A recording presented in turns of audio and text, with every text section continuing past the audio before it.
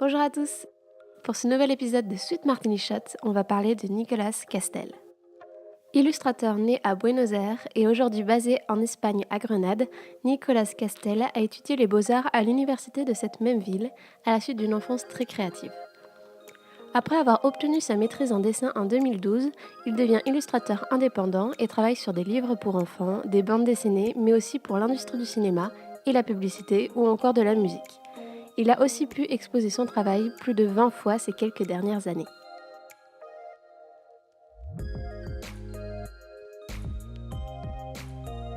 D'abord avec crayon, papier et encre pour les croquis, puis en digital avec une tablette graphique et Photoshop pour la couleur, Nicolas Castel aime dessiner des scènes mixant éléments historiques et fantaisie.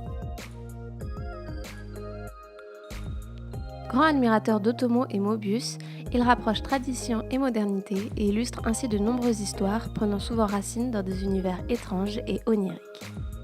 Il se dit grand rêveur, aimant autant le voyage dans le monde réel que ceux qui sont imaginaires.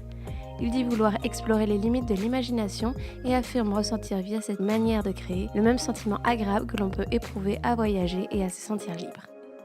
Parmi les histoires qu'il a pu conter par le dessin, on peut citer celle prénommée Ukiyo-e Tale, inspirée par le courant artistique japonais de l'époque d'Edo, connu notamment pour ses estampes gravées sur bois.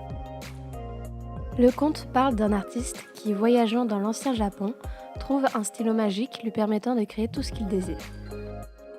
L'influence du Japon étant très forte dans le travail de Nicolas Castel, créer une histoire qui prenait place dans ce pays était une évidence pour lui. Cette inspiration lui vient de sa passion en tant qu'adolescent pour les mangas, les dessins animés, les films de Kurosawa, ainsi que les gravures sur bois d'Hiroshige et Hokusai. Mais même si, comme il le dit lui-même, il apprécie grandement la fantaisie, l'élégance et l'imagination de la culture japonaise, il est aussi fortement inspiré par la musique.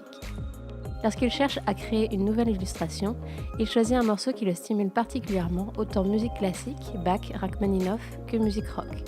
Il apprécie ressentir des émotions par la musique, puis essayer de les retranscrire sur le papier.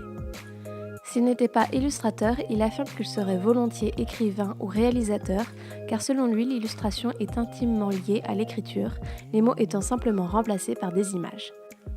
Voilà ce qui conclut ce nouvel épisode de Découverte d'artistes. Comme d'habitude, tous les liens sont dans la description pour vous permettre d'en savoir encore un peu plus sur cet illustrateur. N'oubliez pas de suivre également Sweet Martini Shot sur Instagram et pour ma part, je vous dis à très bientôt pour une nouvelle vidéo. Ciao!